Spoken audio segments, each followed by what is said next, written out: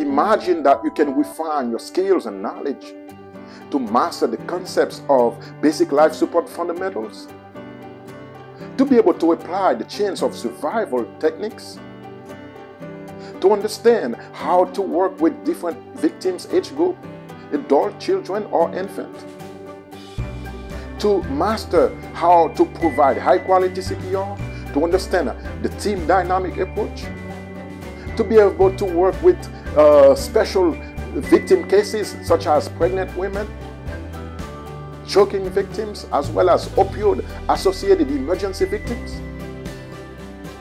You see, in the United States alone, over 350,000 sudden cardiac arrest cases occur each year. Of those, 80% occur at home. Further, over 130 Americans die each day due to opioid overdose. According to the American Heart Association, this is sad news. This is why it is so critical for you to master these skills, to be able to work with communities, with hospital settings, to work with different individuals to master these skills. Because it is so important to be able to bring the maximum contribution to the resuscitation effort team. My name is Vinel with Vinel Med Pulse. I am a certified American Heart Association instructor, and I can't wait to dive in with you. A few strategies that can help increase your skills to master the basic life support fundamentals. First, you want to be prepared. It is so crucial for you to be prepared. That will help you perform better. That will help increase the victim's chances of survival. One way to do so is to get involved. Participate. Whenever there is a cardiac arrest resuscitation effort, you want to be part of it. You want to provide your contribution. I've seen a lot of times people run away from resuscitation effort. I remember the first time I was working in a hospital, one of my patients went into cardiac arrest. I was overwhelmed with anxiety. I was nervous. And I left the room because my only thing to do is to run away from the situation. If you want to be prepared, you want to be great, you want to take time to talk to instructors, you want to take time to participate, to get involved with communities and training centers to help increase your skills. And second, you want to be able to manage your anxiety.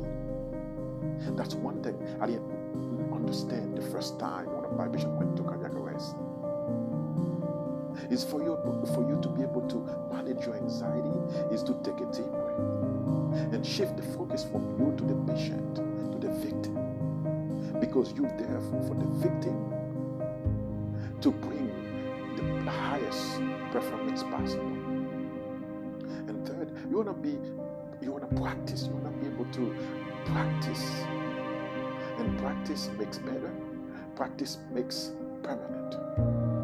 It is so important for you to learn to master the skills to use the American Heart Association materials, videos, read about different cases.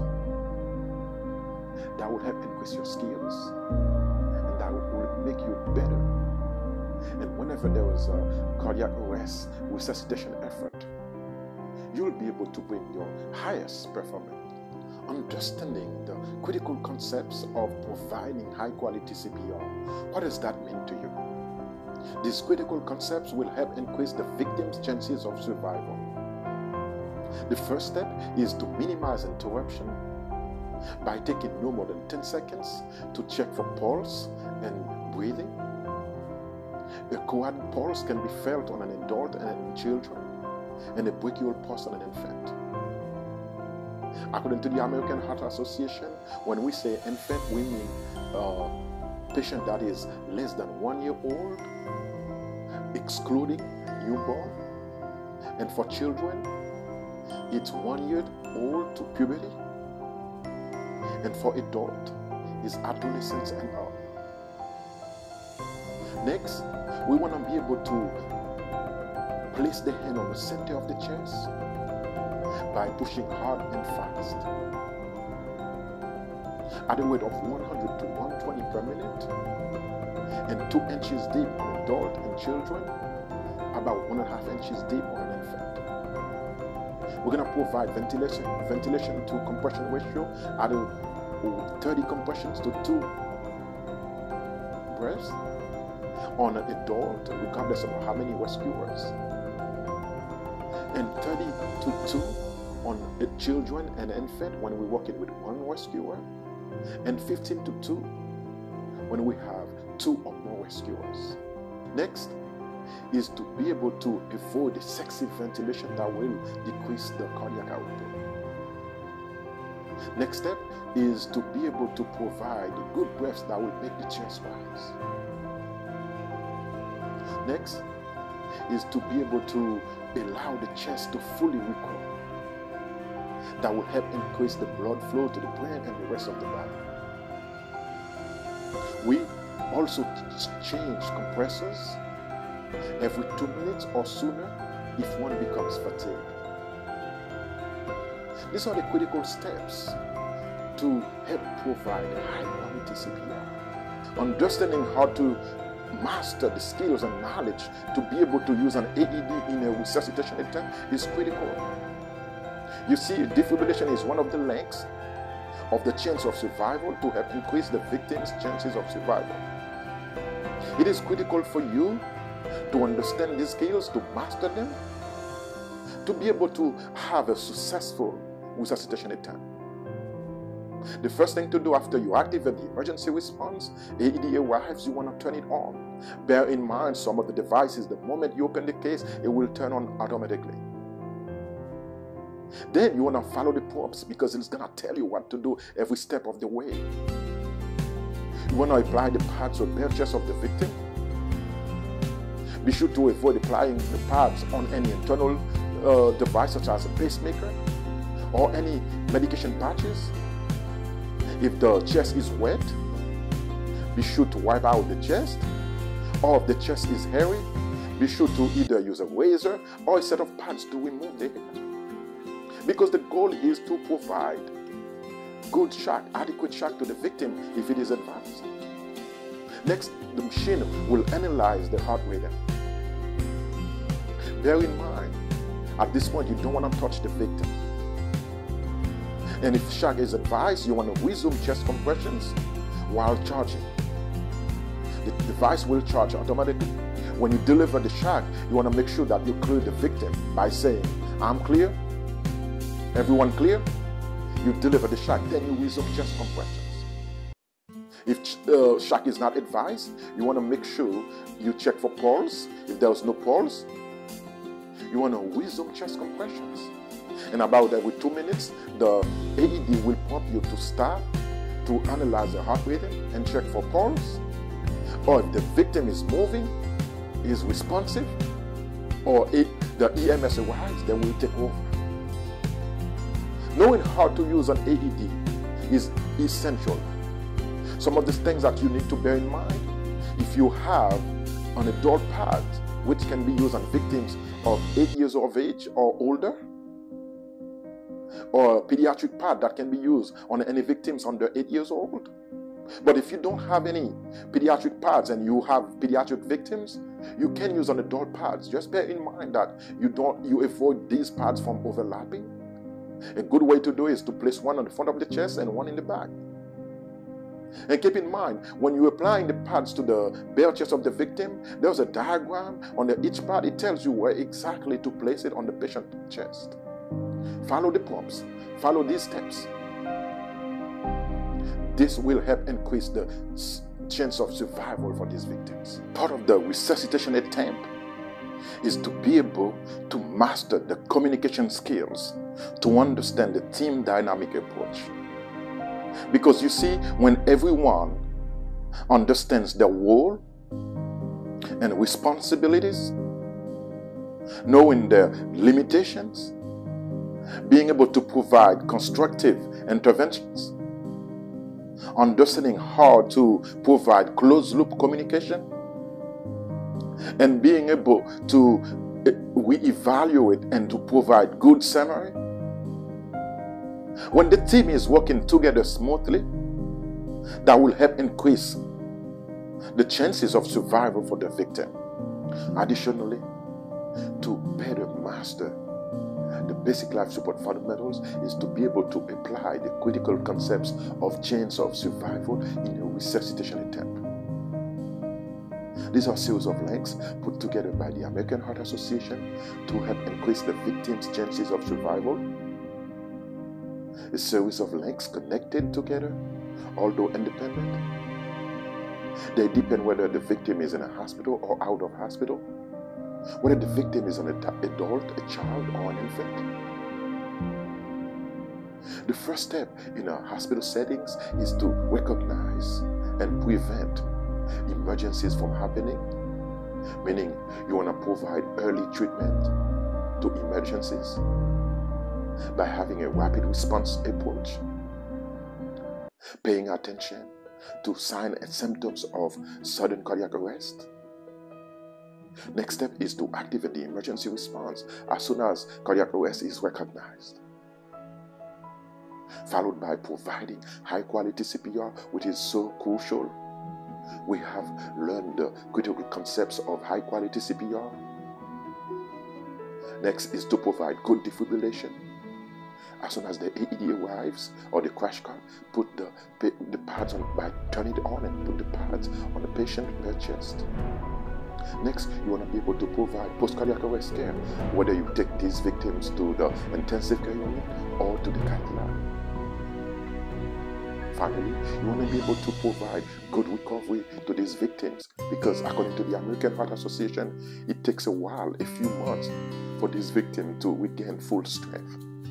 For out of hospital, the first step is to be able to activate the emergency response as soon as cardiac arrest is either presumed or recognized. The next step is to provide high quality CPR, followed by good defibrillation, being able to provide advanced resuscitation. When EMS arrives, they take over, they will take these victims to a facility, followed by post-cardiac arrest care to these victims, and finally to provide good recovery.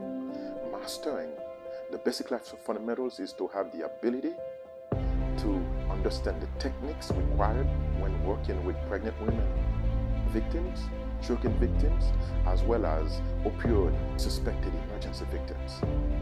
For instance, if your victim is choking, you want to ask, are you choking? If they're doing the universal sign and they're unable to speak, they're nodding yes. You want to place yourself behind the victim, whether they're standing or sitting. You want to provide abdominal thrust to adults and children. And if they are infant, you want to provide 5 back slaps followed by 5 chest thrusts. Now, special consideration is to understand if you're working with the victim is obese or pregnant, you want to provide chest thrust instead of the abdominal thrust until the foreign body comes out or the patient becomes unresponsive. If you activate the emergency response, now you proceed straight to provide high quality CPR. Now, if you're working with pregnant women, understand this. If they become unresponsive, you alert 911 that you're dealing with maternal cardiac arrest. And one thing to keep in mind is to provide a lateral uterine displacement to help relieve blood flow. Understanding the skills and knowledge how to suspect opioid emergencies. When you go to the victim, you want to look around to see if there are any antibiotics, if there are any injection sites to the skin. If the victim is breathing agonally or gasping, but there is a pause, you want to provide respiratory breaths at this point. You want to deliver 1 breath every 6 seconds. They become unresponsive. You want to activate the emergency response, call 911, and you provide high quality CPR until help arrives. That you work in the hospital settings. One of your patients became unresponsive. Upon arrival to the room, you have verified that the scene is safe for you and for the victim. Then you quickly tap on the shoulder of the victim. Are you okay? Are you okay? There's no response. You activate the emergency response by calling a code blue and ask someone to bring the crash cart. You take no more than 10 seconds to simultaneously check for breathing and pulse. You have noticed there is no pulse, there is no breathing. You start the high quality CPR performance. Then the AED arrives. Someone quickly turn it on and apply the pads on the bare chest. You have stop compressions to analyze the heart rate, and you resume chest compressions while the monitor is charging. When the shock is ready to deliver, you have cleared the victim by saying, "I'm clear." Everyone clear. Then the shock is delivered. You resume chest compressions. Advanced cardiopulmonary life support providers arrive. They take over. So they can establish IVs, they can either intubate, and they can provide medications. By now we have come to an end, and I hope that you have refined your skills and knowledge to be able to understand the basic life support fundamentals, to master the skills of applying the chance of survival, to understand how to provide high quality CPR, to be able to work with different team members by applying the team dynamics approach, to be able to use the emergency equipment such as an AED. And I hope you understand how to work with different victims age groups such as adult, infant, or children, to be able to provide special care for pregnant women victims, as well as opioid suspected emergency victims, and to be able to work with choking victims, to understand how to be prepared to manage your anxiety in any resuscitation effort team, to be able to practice the resuscitation skills. And keep in mind, this video is for educational purposes only. Thank you for watching, and know that you were created to do great works. Be safe out there. I will see you on the next video.